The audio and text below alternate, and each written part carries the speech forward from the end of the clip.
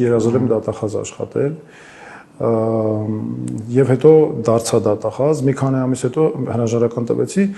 Պատճառը այն էր, որ ճիշտ ասած մի անգամ նախ շատ էր ծանրաբեռնություն ահավոր, ես դրանից չէի վախենում ընդհանրապես, բայց մի անգամ մեր այդ գոլեգաներից մեկը, վերադասներից մեկը եկավ, լավ հիշում եմ, գիշեր էր, ուշ թե մնում էինք, այն ժամանակ է կանոն կար, որ եթե ղեկավարը քանի դեռ շենքում է, դու շենքից դուրս գալու իրավունք չունես։ Ինչ ուզում ես արա, շենքում մնաս։ Լավ, ասենք նորմալ է, հասկացանք, կարգ է, պահպանում ենք։ Եկավ, ասեց, ինչ որ էլի մի անիմաստ հանձնարարական տվեց, դրանից էի շատ զայրանում։ Ասեցի, ես ճիշտ ասած ուզում եմ հասկանամ իմ պարտականությունները շրջանակ էր, որովհետև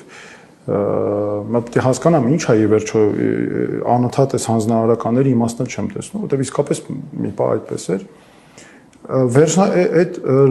դուրս գալու որոշում կայացնելու պատճառը եղավ այն, որ ինձ ասեց, ես ասացի ուզում եմ ինձ այդ ժամանակ գլխավոր դատախազը ճանաչում էր անձամբ, որովհետև ես իրավաբանական ֆակուլտետում նաև արդեն դասավանդում էի, իրավաբանական միջավայրում արդեն ինձ ճանաչում էին,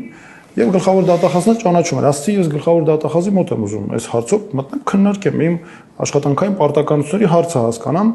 Ասես դու ով ես, որ գլխավոր դատախազի մոտ մտնես։ Ես կմտնեմ ինչ պետքա կասեմ։ Ոնց թե ասեցի, ես ով եմ որ մտնեմ։ Հա, ասես դու ինչ իրավունք ունես մտնես գլխավոր դատախազի մոտ։ Ասեցի, բայց ես այդ դեպքում ինչ գործ ունեմ ես հիմնարկում։ Այսինքն, այստեղ այդ պահին ինչն էր, որ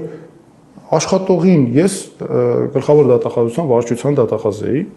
եւ ստացվում է դու քեզ ասում են դու որևէ դերակատարություն չունես այդտեղ։ Հետո ես արդեն երբ մարդու իրավունքների պաշտպանն էի, ինքս էի ղեկավար, երբ փոխնախարար էի, այդ ամեն ինչը նկատի ունենալով շատ զգուշ էի իմ աշխատակիցների նկատմամբ,